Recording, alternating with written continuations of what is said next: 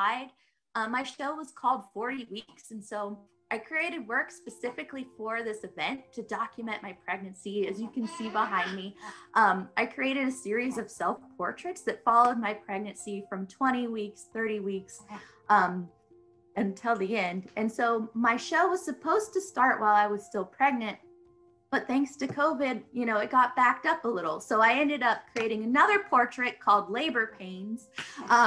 And so it extended my project past the 40 weeks. And actually my daughter was there napping in the corner that was suspended in the center of the space. I was really inspired by the architecture in Light Space Gallery. It's very iconic with the columns and the arches and that very intimate viewing space in the center. So I wanted to take that architecture and I built a site-specific sculpture to be suspended in the middle, kind of rethinking that space almost like a dreamlike state. Instead of making the arches more curved, I made them a little more kind of geometric in form. Was a very difficult year for all of us.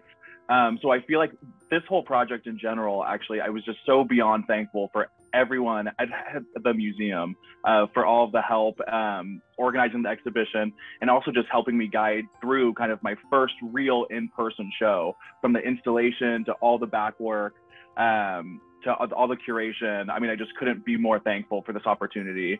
And I really feel like the entire staff there has gone above and beyond to really make this a really positive experience for me. And especially after kind of a difficult year, I'm just so beyond thankful for that. And kind of, so while in grad school, I wasn't actually making any of the work that I showed for my solo exhibition. So all of that work was really born out of the COVID-19 pandemic and being kind of forced to go back. I moved in with my parents.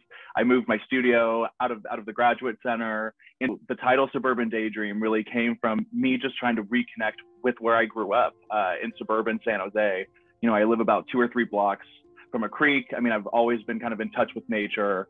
And I feel like the longer that the show has been up, the more time I've been able to really reflect on it.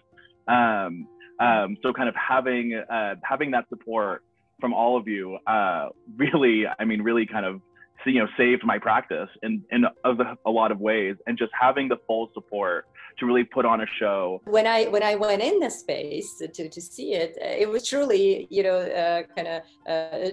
truly what the title was, the beautiful sort of skylight that cast this kind of filtered, really nice light.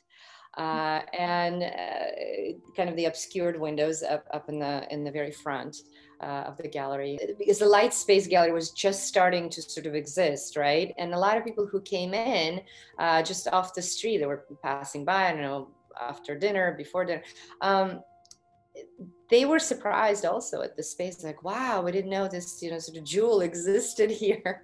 So that was a great kind of beginning of, like letting the community, letting the people know that, something like this is in the cities, like right in the heart of it. Felt very, very honored to be part of such a wonderful group of work. And then being in the rotating show in the Light Space was, pretty much a highlight of my artistic career, to have a one-man show with my sculptures and my paintings combined, to show both sides of my creative life. And it really was, it was an apex of my experience as an artist. And I can't be more grateful to the International Art Museum of America for what they've done for me and what you guys have done for me. Dedicated space, so when you're in there, you're not showing with anyone else. So it's basically a one-man show, and that's a real plus for an artist right off the bat.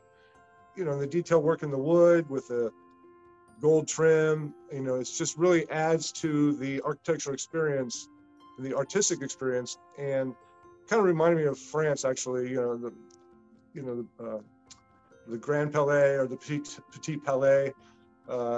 If you're in a space that is designed specifically just to show the art, it's like a frame around the frame of the painting. So